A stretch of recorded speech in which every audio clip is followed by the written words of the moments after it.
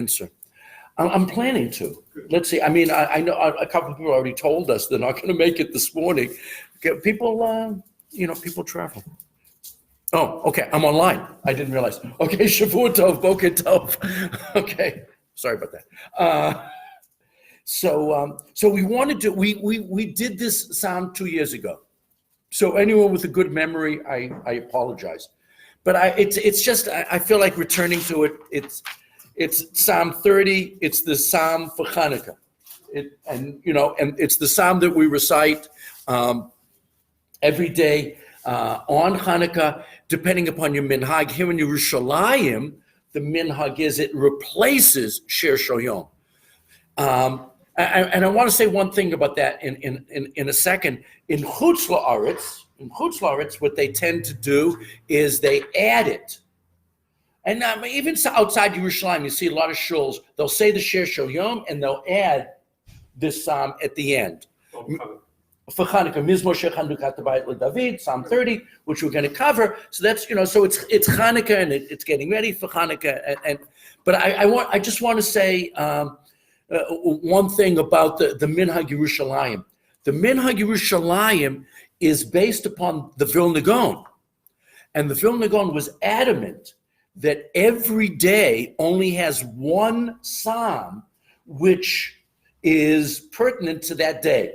So he, like on Rosh Chodesh, wouldn't add Baruch Hinavshi. Baruch Hinavshi would replace whatever daily daily psalm you would normally recite. That was the minhag of the Gra. And since the first Ashkenazim in Yerushalayim in 1805 were students of the Gra, so that minhag has become, for many Ashkenazim, minhag Yerushalayim. But I do one thing that a lot of the people that don't do, and I that's why I'm bringing this up, and I think it's a good idea to do this. When you say tomorrow morning, when I say Mizmor Shir Chanukat Bayit LeDavid, instead of the Shir Shoyom for Monday, I'm going to first say Hayom Yom Sheni B'Shabbos, and then recite Psalm 30. The reason I do that is the Ramban, Nachmanides, who founded the modern community of Jerusalem, we'll keep it all Jerusalem-centered, in 1270. He came to Yerushalayim in 1267, I apologize, in 1267, and he came here. There were no Jews. There were two Jewish brothers who lived part-time in Yerushalayim. There was no minyan, there was no Jewish community in Yerushalayim when he got here. And on June 1st, 1267, he dedicated a Beit Knesset, and the modern Jewish community of Yerushalayim, it dates from June 1st, 1267. But they were all Sephardim until 1805. And then the students of the Gra came, so a lot of the minhagim of Yerushalayim are to follow whatever the Gra said to do, the Vilna Gaon said to do. But the Ramban said that there's a mitzvah from the Torah to count the days of the week. That's how you sanctify Shabbos. So it's a mitzvah to every day say Hayom Yom Rishon b'Shabbos. And according to the Ramban, you're fulfilling a mitzvah d'oraita, a mitzvah from the Torah to do that. So tomorrow morning, even though I'm not going to say the regular Shir Shoyom for Monday, I'm still going to say Hayom Yom Sheni b'Shabbos. And as we age, it's not a bad idea to remind us what day of the week it is every day. So that's also, something to bear in mind, as time goes on. Okay, I think of that when I go. Sometimes you go to hospital rooms and they have on the wall today is, because people get confused in the hospital. I don't need a hospital to get confused. So I like to make sure that I say every morning. So it's a mitzvah d'oraisa. It's not a bad idea either. There's something else from the Vilna Gaon. So it's like I'm starting with editorial comments here before we start the poem. There is a very common custom that started in the 1500s that before you say Baruch She'amar, you say Mizmor Shir Chanukat Bayit LeDavid every morning. The Vilna Gaon in the late 1700s, 200 years after that custom started, came out strongly against it. And so there are a certain number, a small number, but there are some minyanim with minhag hagra that do not recite that in the morning. And since I was a student of Rabbi Soloveitchik who followed that custom, he was very strong, the Rav, that you shouldn't recite Mizmor Shir Chanukat Bayit David before Baruch She'amar, because Baruch She'amar is a bracha on reciting Psukim de Zimra, verses of song, of psalm, praising Hashem. So you shouldn't say a psalm before you've said Baruch She'amar. And I want you to know, I actually am saying a psalm every day for someone, who's Baruch Hashem recovering, but there's a psalm I'm saying every day. I make sure I don't say it before Baruch She'amar. Before I say Baruch She'amar, I don't say any psalms, because that's like the bracha for saying the morning psalms. So, so I say my psalm either. Sometimes I actually insert it into Psukim December. Sometimes I say it to Chazaras Hashatz, but I say it later, not then. So this psalm is very beautiful and is very Hanukkah related, as we're going to see in just a minute. But it's involved in a couple of controversies. And the sort of the controversy, Shavua Tov, Jay. Sort of the controversy about the psalm. Jay, big game today. Jay, Eagles Cowboys, big game. I'm sorry? Eagles Cowboys today. That's a big game. The winner will. Eagles cap. The winner will probably win the NFC East. Nobody else knows what I couldn't resist. You're right. I apologize. You're not. Liverpool is doing very well. Liverpool is my team. Someone has to. Liverpool is my team for two reasons. I should turn off the tape. Liverpool is my team for two reasons. Number one, they're owned by the Red Sox. The Boston Red Sox own the Liverpool football team. Is it Jewish owner? No, John Henry isn't Jewish. He bought it from a Jewish owner. But the present owner, John Henry, who owns the Red Sox, the Fenway Group, but I love their hymn, their song, Never Walk Alone. I cry. Whenever I hear, "Oh, you never walk alone," I cry. I think it's such a beautiful song, and it's written by Jews, written by Rodgers and Hammerstein. And so it's okay. Let's go back to where we belong. Okay, so the first line is already a debate. The first line of the poem is already a debate. Mizmor Shir Chanukat Habayit LeDavid. So the question is, what bayit? What Chanukah? And yes? Why did you put a colon after Mizmor? I didn't. The website Machon Mamre did. But they're trying to tell you Mizmor, it's a song, but it's also a shir, a poem. Mizmor is a song, shir is a poem. It's both a song and a poem, and a number of the Tehillim have that. It's a different order here. And so the colon there is because the order is different. Lamanatzeach Mizmor, usually Mizmor is later. So here it's saying Mizmor, this is the song, and then it starts. So that's the way Machon Mamre is punctuating it. Okay.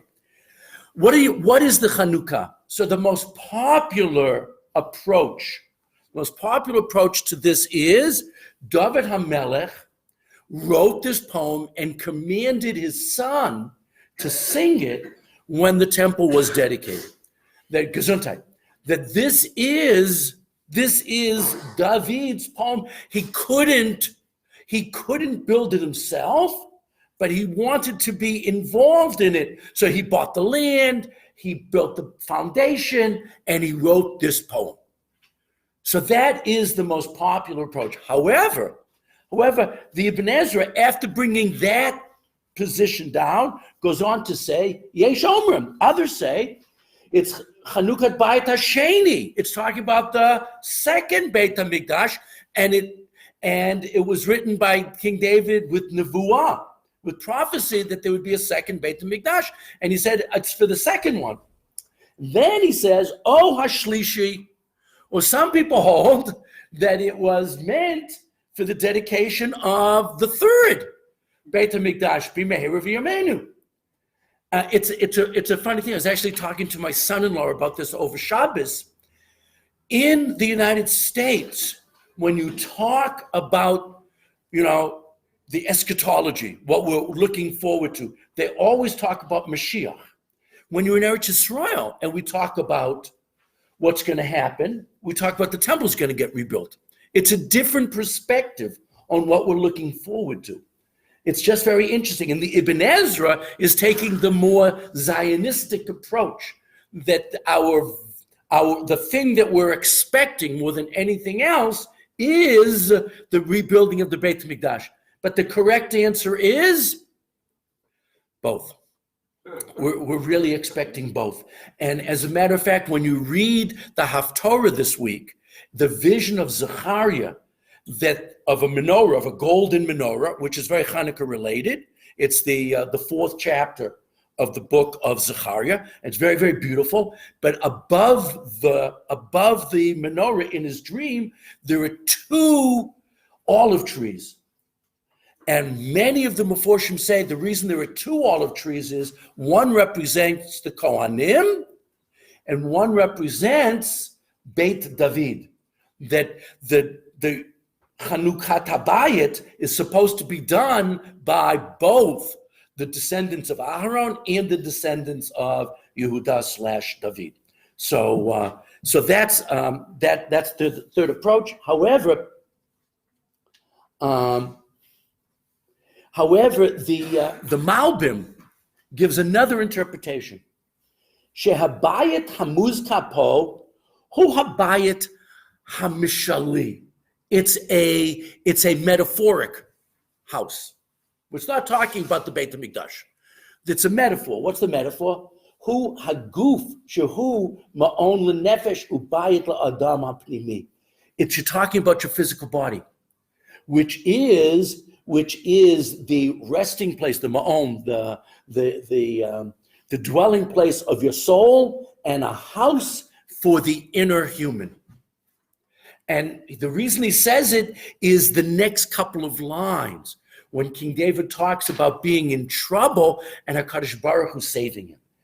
This is definitely a multi-purpose psalm. That there is a minhag to recite the psalm if someone is ill. It's on that list of a dozen or so psalms that we recite when somebody is ill, because look what happens in the next line. Aromincha Hashem ki dilitani. I will exalt you, raise you up, O God, because you have drawn me up.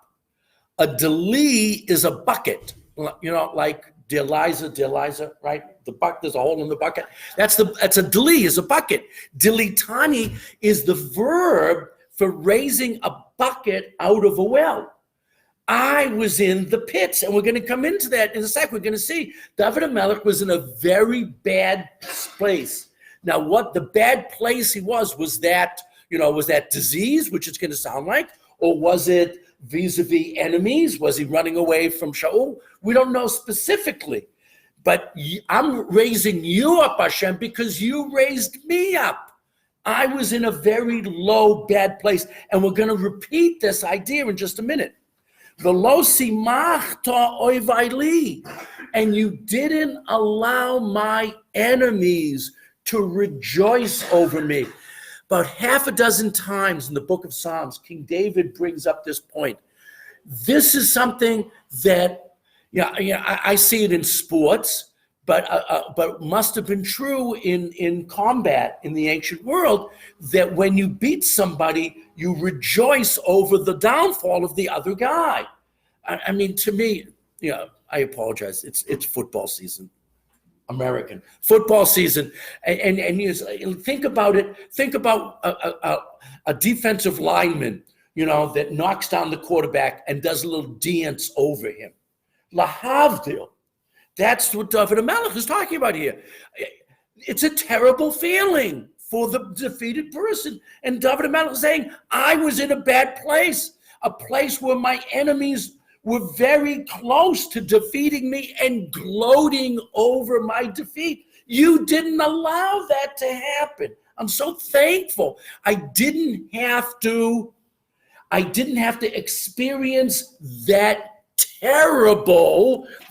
terrible sense of embarrassment.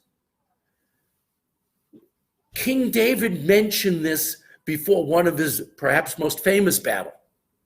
Before he goes out to fight Goliath, he says, how can you let this idol worshiper make fun of, mock, put down the army of Hashem? In other words, there's something personal about this that King David, as a warrior, very much felt. I mean, King David is one of those, we refer to them as Renaissance personalities, right? But that he had all of these different tremendous talents. But being both a poet and a warrior, we can sense certain things about war that we wouldn't otherwise. And losing isn't just about losing. It's about a tremendous indignation that you have to put up with. He said, Baruch Hashem, you saved me from that. I was ready to be defeated, and you raised me up, and it didn't happen. Goes on. Hashem Elokai.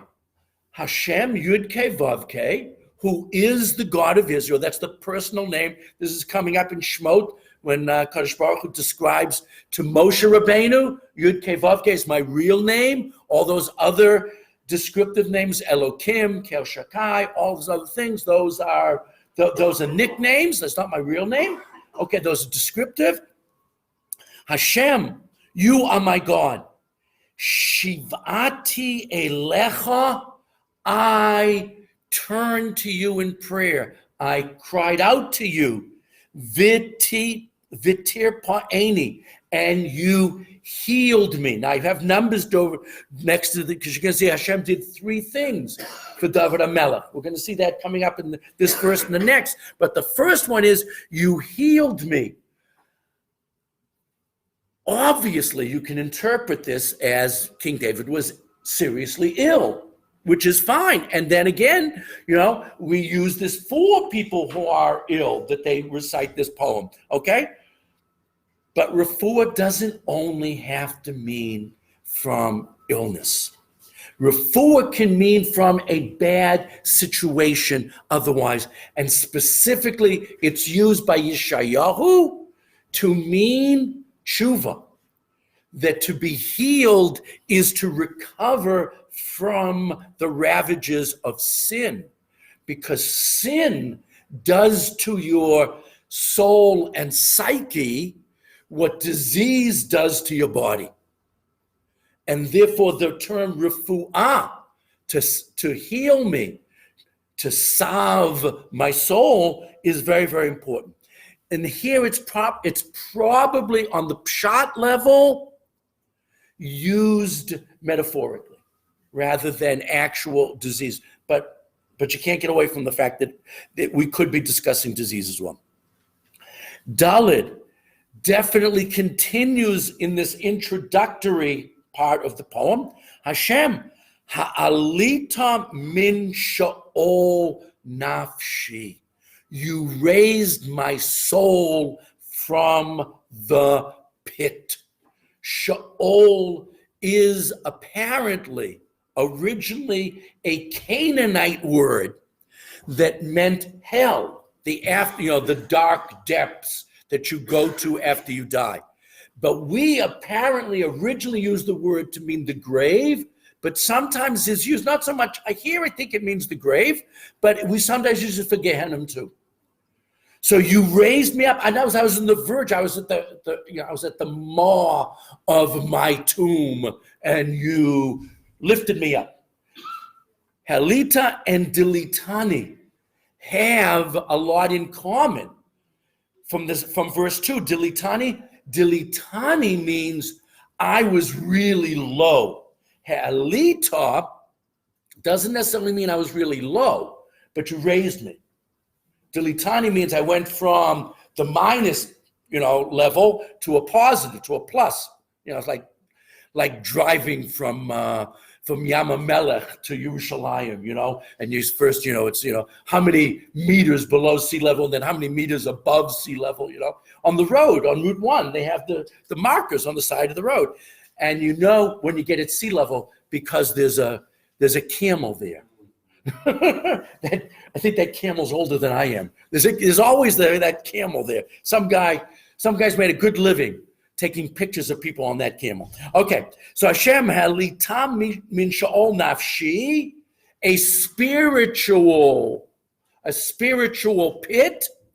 Chayitani, you gave me life, me your day bore, from my life being lowered into the pit. So we have in the same line the two images of being saved. One is spiritually and the other is physically. Again, it could mean he was really ill, or it could mean he was really suffering from all sorts of warfare issues. And of course, we apply it specifically to what happened with the Hashmonaim and the Maccabees in the great victory. Now, what's interesting, the first thing is he's talking those three terms for being saved: cure me, raise me, enliven me, vitalize me, chayitani, right? Use life as a verb, vitalize me. But if you look at the first 5 lines, which is introductory to I'm writing this poem because all these great things, really 5 things altogether happen. Dilitani, you raised me up from, and then Losimata, you didn't let my enemies have joy over me. You didn't let my enemies gloat over me. So 5 things happen in this introduction. I don't think it's a coincidence that our version of Al Hanisim is 5 things. Al Hanisim, Val Pokim, Val Gvurs, Val Chus, Val Milchamot. 5 things we're thanking Hashem for. And there's 5 things here. And not only that, when you read the poem, Al Hanisim, the prayer, it says you saved you delivered the few and the many into the hands of the few, and the strong into the hands of the weak, and the bad into the hands of the good. And there are 5 things there too. And then at the end of the poem, it says, and we came to the Yerushalayim, and we cleaned the temple, and we cleaned, and then purified, and then dedicated, and then lit candles, and then celebrated. 5 things. So in Al Hanisim, the number 5 appears 3 times. Okay, once in the first part and twice in the poem itself. And I think it's related to this poem here. David HaMelech is saying, I have 5 reasons to praise you, to exalt, Aramimcha, to exalt you. So that's, please. Still the same as raising up? Yeah. We have, we. Fourth and fifth reason, I'm not sure. So the first one is Dilitani. You. Was it cured me the first? No. The specific ones about life-giving. That's why I numbered those. Because life-giving is first you heal me, and then you raise me, and then you enliven me or vitalize me. But in the first verse, there are 2 more. So the first one is Dilitani. I was not in a health sense in a pit. I was in a either military sense, or it could be in a psychological sense, or it could be in terms of depression. You raised me up from being in a pit. V'lo simachta oivili, and you didn't allow my enemies to gloat over me. So Hashem has done 5 things for David HaMelech in this first paragraph. And I think that the later poets in the time of Chazal that wrote Al Hanisim, I think that they were basing the 5 on that. That's the original version of Al Hanisim. The numbers is different. The Sfardim have 6 things. And I don't know whether the 6th came in much later. It's not in the original versions of it. So that's the introduction to the poem. God, you did a lot of good things for me. okay? And as a result, I feel this need to exalt you. Now he's going to talk about the things that happened. Please. A little outside the box. Sure. I'm looking at odd numbers and odd numbers and odd numbers, and among Ashkenazim, like my mother-in-law, Right. you would never travel with 4 boxes or 2 boxes. Yeah. And I wonder if There's a superstition against even numbers. So I mean, is this because there's an infinite number? I'm gonna say this. I'm going to tell you why. Okay. The Gemara talks about this in more than one place. The famous place talks about in Pesach, which we'll talk about. I'll explain why in a second. We don't like even numbers because even numbers mean that you can end with a tie and therefore with it, yeah, that you can't resolve. Okay. Even numbers, you can't resolve the issue. So that's why ein bet din shakol, you can't have an even numbered court. So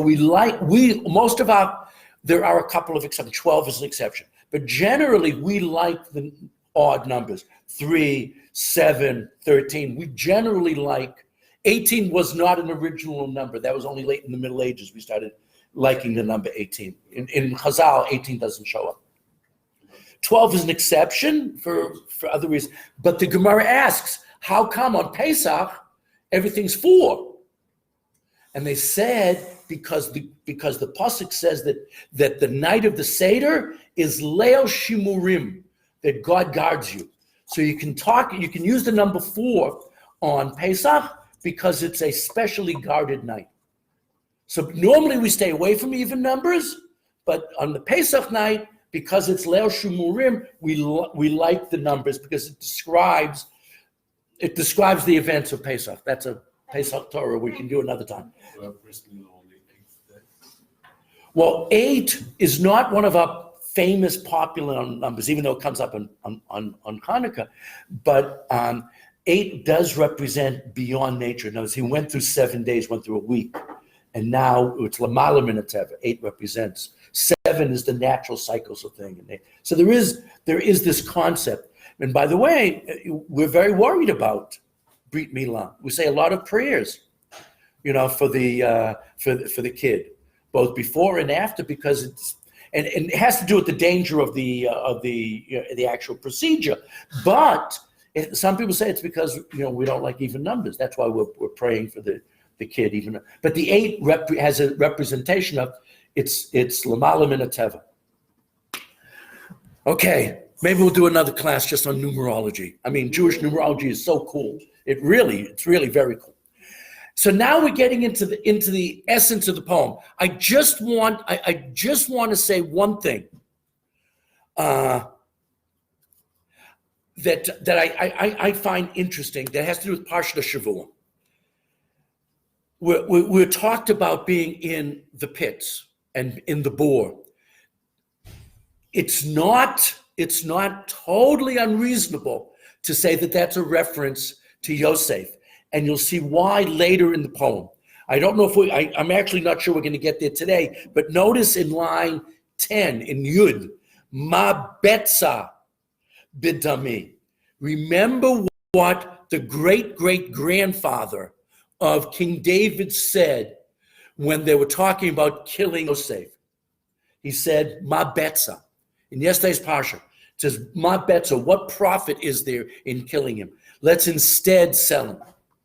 Okay? So there are parallels in our poem, and we're going to talk more about it when we get to verse Yud. There are parallels in our poem to the Yosef/Yehuda story in Chumash. Remember, King David knew this very, very well. Much of Jewish history is a competition between the descendants of Yosef, specifically Ephraim, who were the kings of the north later. But already the competition between them began in the time of David. David knew that Ephraim, the tribe of Ephraim, was the competitor to the tribe of Yehuda. We know that all of Jewish history is a competition between those two sides, and that competition between the two sides began yesterday, in yesterday's Torah reading, okay? It reaches its pinnacle in Parshat Vayigash, but there's a reflection of it in our poem. And remember, Chazal got into the act, and they said that when it's time for Mashiach to come, Mashiach is going to be Ben David. But they said that before Mashiach Ben David comes, there's going to be a Mashiach Ben Yosef. That idea exists twice in the Gemara, and in Kabbalistic literature is a very important idea. Okay? So just, you have to be aware that this idea of Yosef / Ephraim and David / Yehuda, I mean, these ideas, they float around in much of biblical literature, including this poem. Is David HaMelech, on a certain level, being so happy about his being raised from the pit? Or is David HaMelech also being happy about Yosef being raised from the pit? And is saying that, I'm not only happy I was saved, I'm really happy Yosef was saved. And that could be in the background of the poem. That's what's beautiful about poetry. It exists on so many levels of meaning. But we'll do more about that when we get to Mabetza. Okay? And what was it that Yehuda meant when he said, what profit is there in killing him? We'll come to that. But I don't think we can get there today. But okay. Zamru Lashem Chasidav. The singing to God is done by the Hasidim. Now, I think David HaMelech knew that the Hasidim would have a lot of good music, right? A lot of our, we quite often talk about Jewish music. We often, in America more than here, I don't know about in England, as Hasidic music. Because a lot of the source of a lot of our songs have Hasidic sources. I mean, especially Muzhitz. A lot of the great Jewish music comes from Muzhitz, like a lot of the tunes we sing for L'Chadodi on Friday night. So quite often people talk about Jewish music, Freilich Jewish music, they call it Hasidic music. So there is something about Hasidim singing, but that's not who the Hasidim are here. There's another reason why we recite this poem on Hanukkah, besides all the reasons we talked about, and we're going to mention more coming up. There were three groups in Jewish history that called themselves Hasidim. The present group, the heirs of the tradition of the Baal Shem Tov, the modern day Hasidim, that massive modern movement within Orthodox Judaism.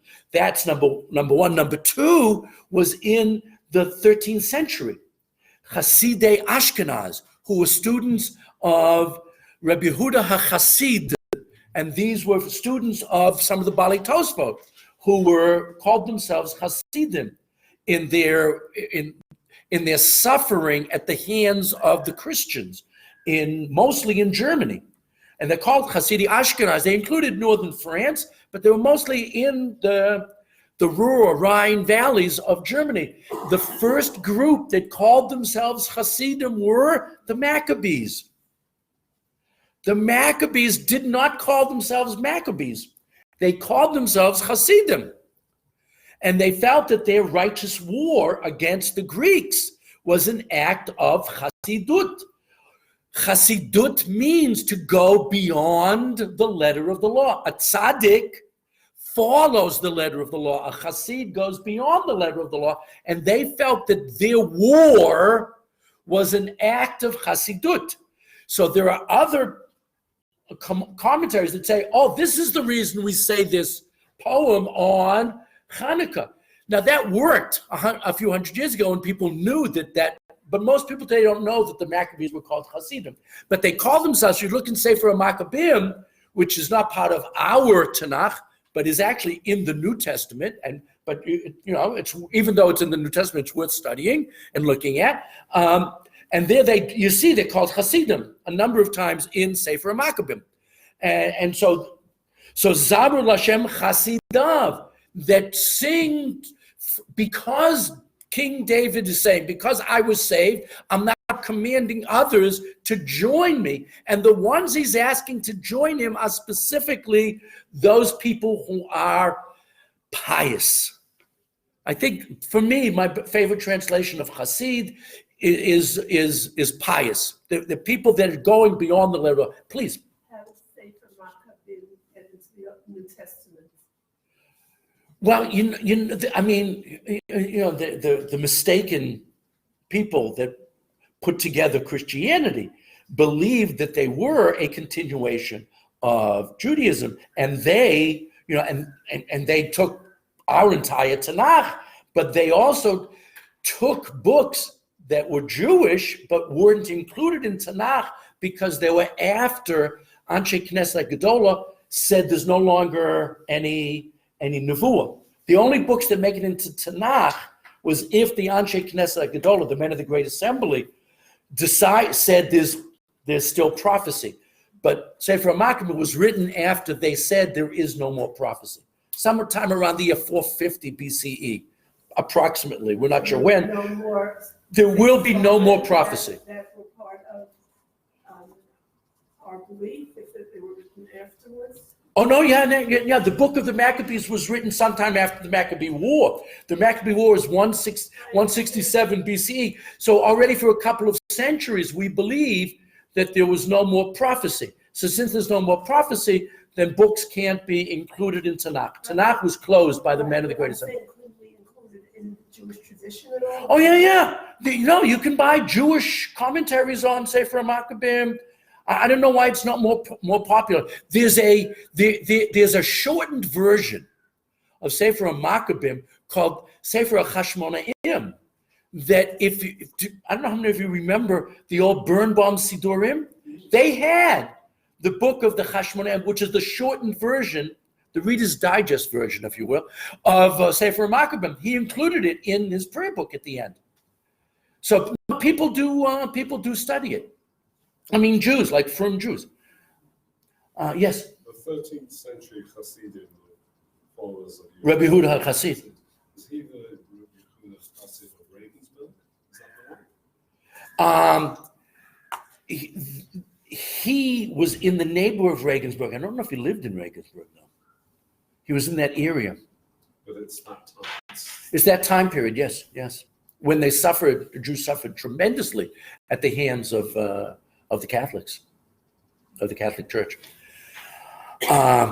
This was one of the few groups in history that actually wrote that dying of Kiddush Hashem is a positive thing.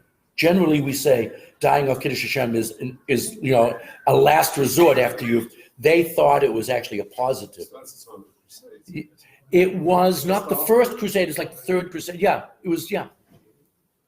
was a result of what the Crusaders it was partially a result of that and all sorts of terrible, terrible times for Jews in Europe, as we know. Yeah, it's just. Okay. So Zamru, sing to Hashem, you pious ones, his pious ones, the Hodu L'Zechi Kacho, and Hodu, give thanks.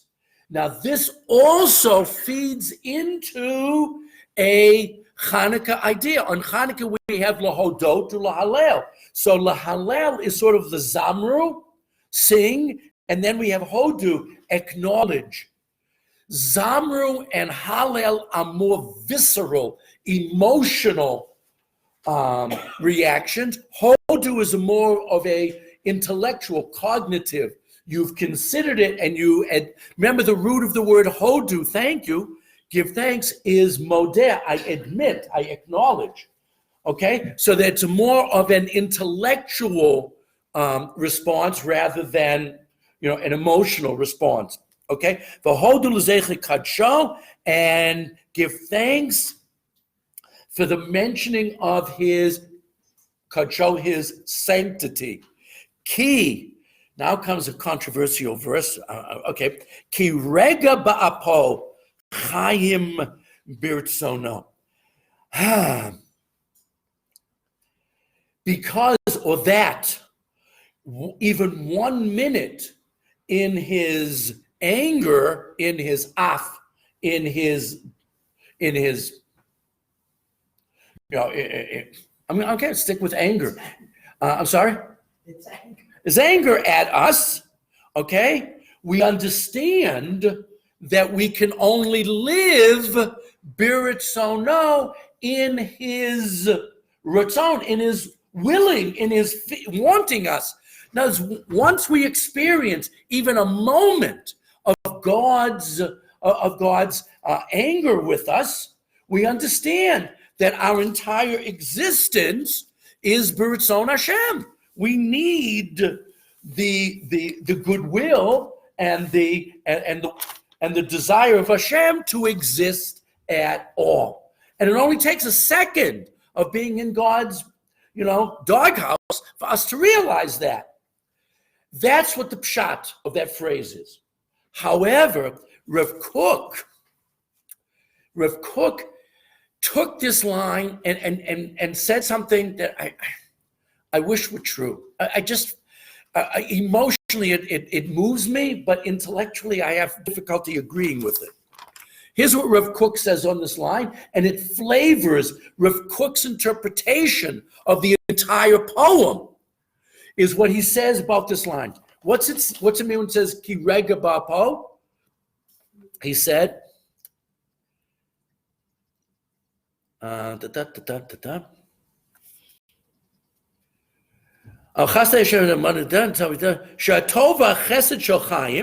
that the good and the kindness of life, heim hayesod kavua.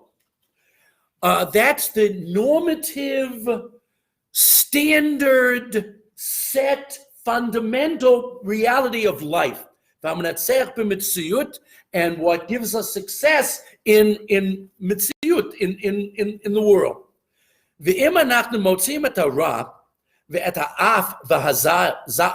And if we take out the evil and the anger and the wrath, okay, that appears in our world,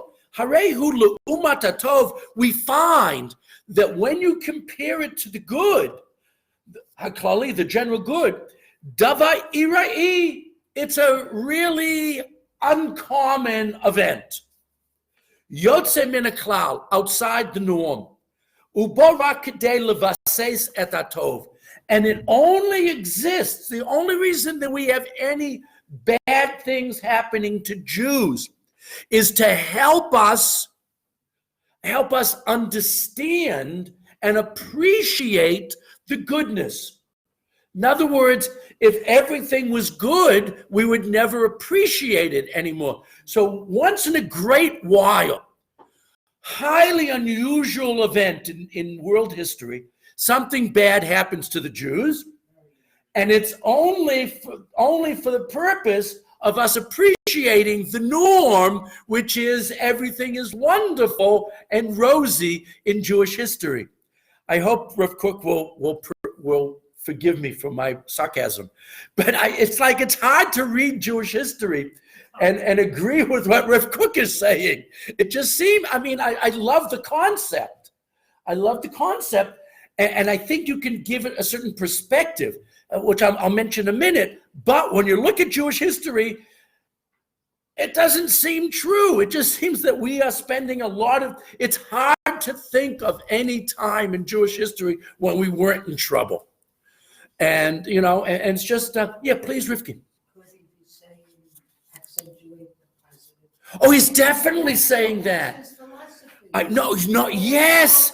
But the language of, the bad stuff is only a rare happenstance. It's yotzem min haklal. It's outside the norm. But it's not true. The norm is people are trying to kill us. In that state. Yeah. In here he's talking about the Jewish nation. Yes. And he says this is what you get from a hashkafata klalit al chaste Hashem la'amo. The general viewpoint of looking at the Jewish nation, of God's nation, is things are good. Now it could be that on a daily basis you can look around and say, well, look, the sun's shining, and forget about the fact that there are people out there trying to kill us, and that almost every day there are, anti-Semitic acts against us all over the place. And this is a good time. This is a good time in Jewish history. We haven't had it so good in Jewish history probably for 2,000 years. And still, anti-Semitism is a major thing. Someone just told me that there was a report of a fire at Yeshiva University in New York City. Yeah. And apparently it was an attempted terrorist act. They caught the guy. What was what? He might have been some nut. I think a lot of these guys are nuts, but that doesn't take away from the fact that they're anti-Semitic terrorists. No, I agree with you. Most of these guys are nuts. Yeah, but that's the first line. Yeah, but they are they're anti-Semitic nuts. Maybe it's the psychological overall approach to say, that you only appreciate what's good when you have a certain removal or deprivation of that. Correct. Right. And he's saying that, and we're going to return to that. We're not going to get to this line until next week, but my favorite line in the poem, which is line 12, we're going to look at in this light, exactly like you're saying, that God changed, my mourning into joy, and I really appreciate the joy because it came from there. And of course, Rav Kook emphasizes the word back in the second line, dilitani, that I was in a bad place and God raised me high from the bad place, and I appreciate my new situation because I put it in the perspective of what was that. 100%, you're right. And that's how he reads this entire poem. But for him, the fulcrum of this idea is this line, that it's unusual that the Jews have trouble.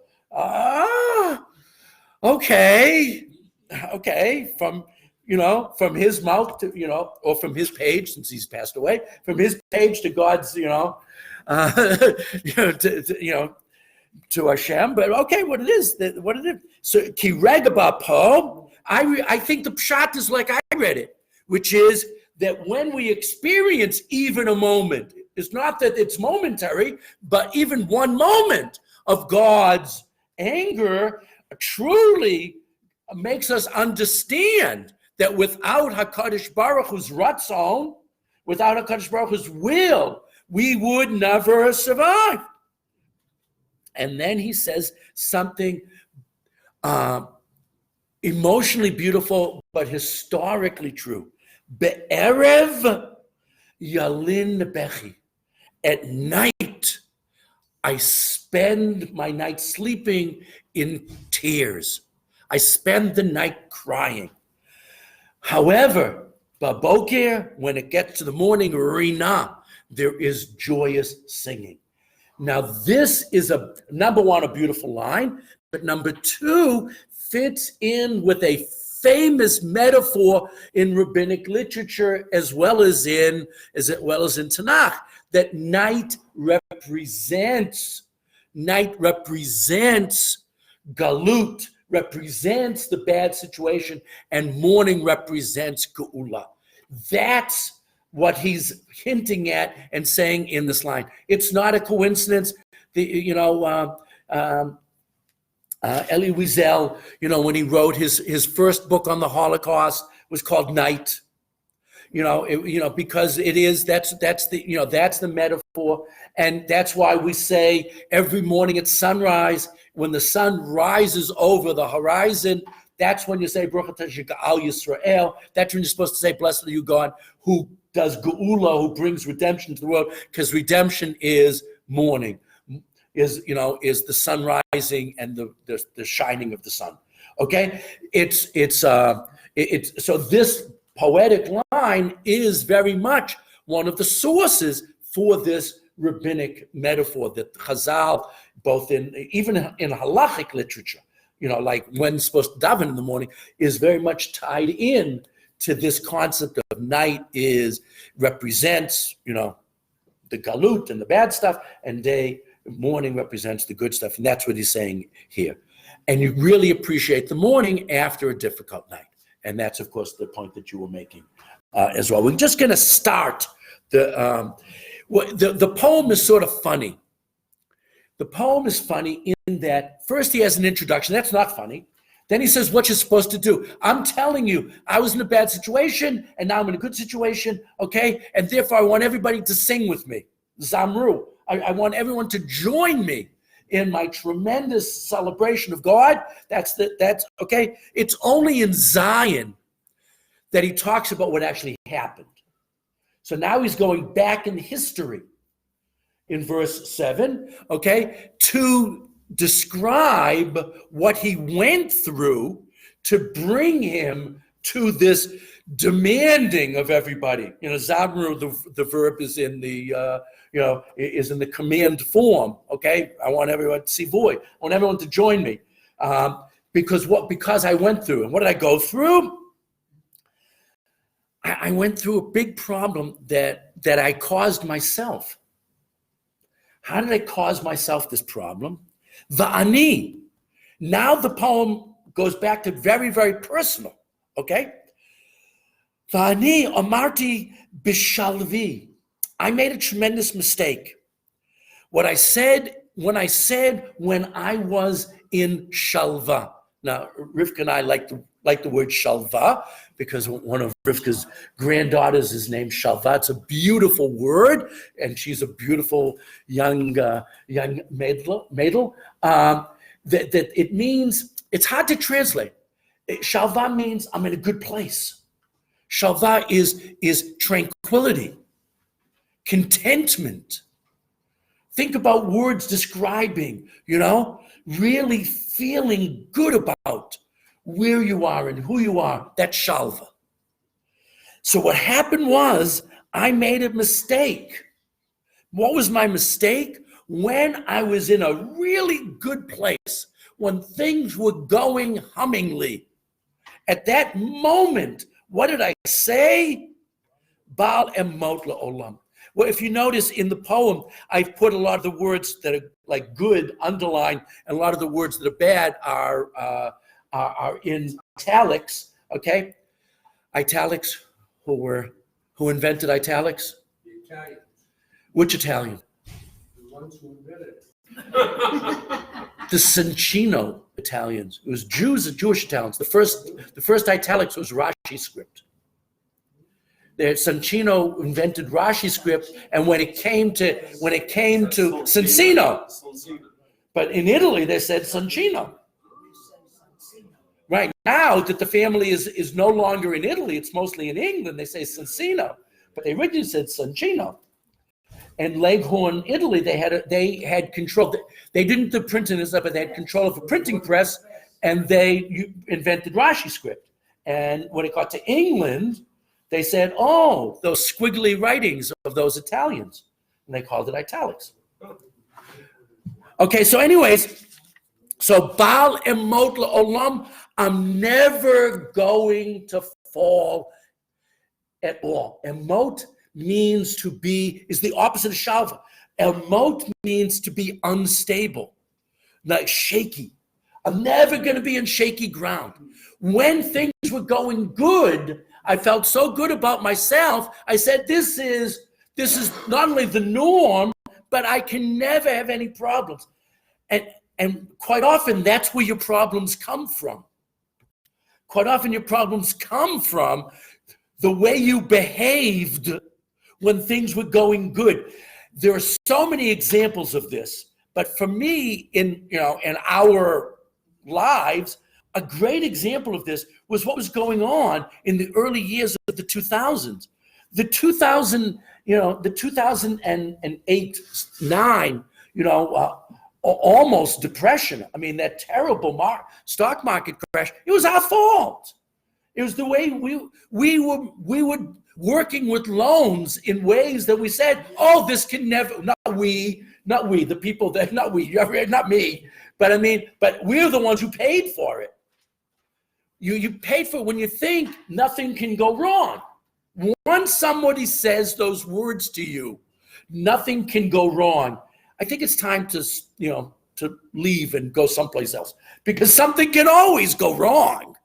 And you always have to plan for that. And so David HaMelech was saying, my troubles came. And that's what's going to go on in the next couple of psukim. He's going to reiterate and build on this concept of the troubles came from overconfidence. The trouble came from not planning for bad things happening. And let's be honest, the roots of the Hanukkah war came during a period of tremendous wealth and tremendous sense of security under the Hellenists, that the Hellenists had been good to us. We said, this is so good, let's join with the Hellenists. And what happened was, when the Hellenists turned on us, many of the Jews had already become committed to Hellenism. So the beginning of the Hanukkah war was a civil war, because the good times had made us think that the Hellenists were always going to be tolerant of Judaism. And then you get a crackpot king who then says, no, you got to worship me and no more worshiping God. And that's when the trouble started. And there are many Jews that by that point were so committed to Hellenism that they were on Antiochus IV, Antiochus' side. And that was the beginning of the Hanukkah war. And it came partially from our sense of nothing can go wrong. Everything is hunky-dory. And that leads to trouble. We'll stop here. We'll finish the poem Best of the Shem next week. But think about the poem. Come back next Sunday. Come back next Sunday after reciting it for the next 7 days and have questions. Didn't that happen many times in Jewish history? Yeah. Jews were very affluent and. You can do this in Germany. Yes. In Spain. You can do it in Poland, Spain. Yes. This is sadly a pattern. Yes. Proving that Jews rule the money. Yeah. I told you that story. I apologize. I'm just gonna.